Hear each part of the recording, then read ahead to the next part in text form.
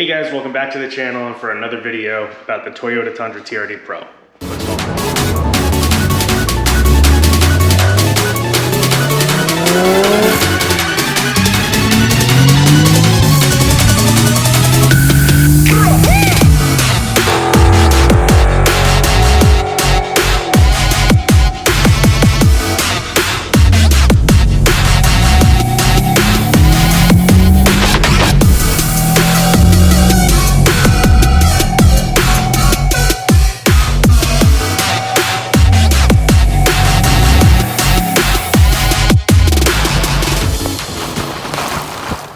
Alright boys, here's the deal. Unfortunately yesterday when I shot the video, half of the footage got deleted when I came home and went to go upload it yesterday. So it's just a update on some of the cars, including the Skyline R32 GTR, which I'm just going to post a picture. It'll make a little bit more sense right now of the Skyline's current state. It has been stripped and the motor is completely out of the car.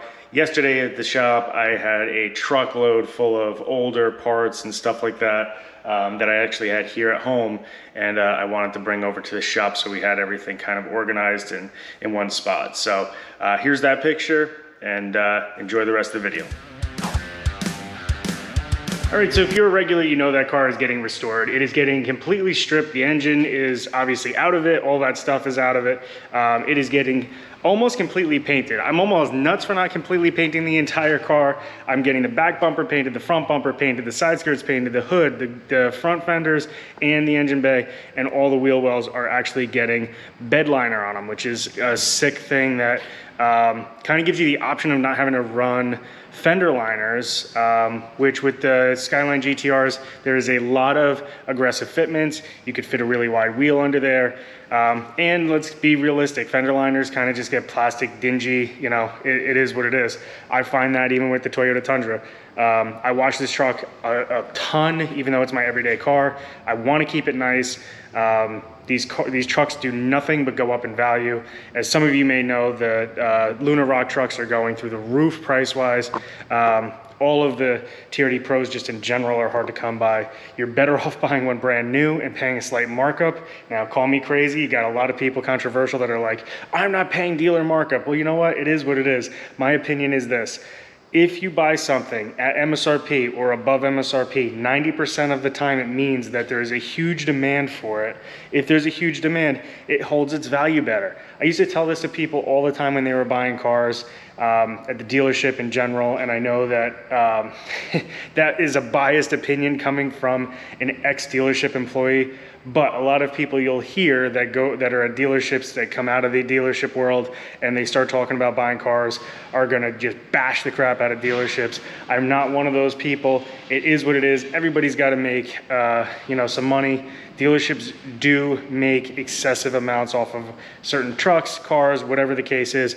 But with that being said, it also holds its value better. Why? I can't tell you, but it just means that sometimes when you pay more for something, it's just holding its value better because the depreciation's not there. For example, why can't they ask $4,000 to $5,000 for these things? There are literally people on YouTube talking about TRD Pros that they owned, threw some miles on, and then sold for more than they bought them for, but they're the same people that are bashing you buying cars above MSRP. So, but guess what? It wouldn't be like that if the dealers wouldn't be able to make that markup if it wasn't for you guys paying those prices. So my opinion is, if you really want it and it's something that you really want, just pay the extra money, get it, because guaranteed in the future, you will get more of your money back. And the biggest plus about that is then it's justifiable. The monies that you have spent, whether it be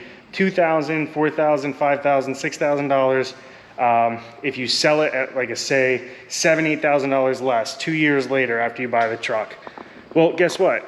You just spent $8,000 for 2 years worth of enjoyment, where you could have went out and bought an $8,000 hoopty that may have only made it 2 years, engine blew and the truck's worthless, and you got to throw another $8,000 into it. So just keep that in mind when you know, you're looking at these trucks and you're like, they're crazy. They're asking $2,000 over a sticker. They're asking $4,000 over a sticker.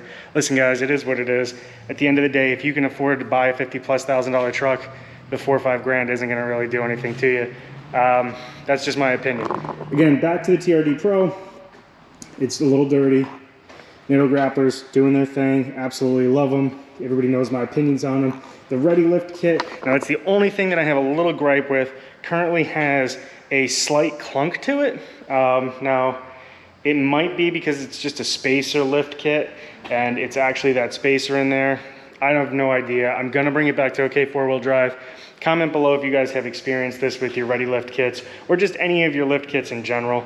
I've really only had one other truck that had a lift kit on it, which was a PRG lift kit for the Nissan Frontier, and it was kind of a Frankenstein kit that he throws together for those trucks, just because there's really only a drastic like 6.5-inch lift, which doesn't sound like a whole lot for you guys who drive the bigger trucks, but on those littler trucks, it's drastic. It makes it look like a scared cat unless you put some really huge wheels on there and space them out a little bit. But yeah, so other than that, there has been very little issues with the Tundra. Obviously, it costs a ton to put fuel in it.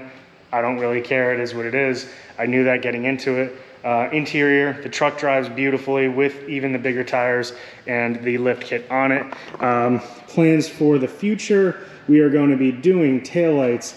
I am like, I love the sound of this truck, but I haven't decided yet. Should we put headers on it? I'm going to be putting the tow mirrors on, but they are going to stay black. That way, if I don't really care for the look, maybe you guys do. And that's when I told you guys I would do a giveaway for them if that's the case. We have to be at 500 plus subscribers for that to happen. So subscribe, like, comment, do your thing. You know the deal. I shouldn't have to tell you. Check me out on Jersey_Boost on Instagram. Hit me up. I answer everybody. If you have any questions, if you want to just talk about cars, trucks, whatever the case is, I don't care. I'm completely down for that. But yeah, so that's pretty much my 90-day update on the truck. It drives great. I've thrown 10,000 miles on it, which is insane. Some people are like, how do you drive your truck so much? It is what it is.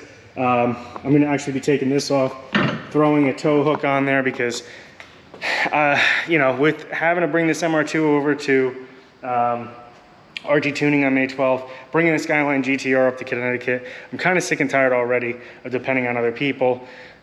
So I have a feeling I'm going to be investing in a car trailer very soon. This truck now has 10,000 miles on it. I have no problem, throwing a trailer on here now and, putting it through its paces. It obviously can do some work, and that's why I have this thing.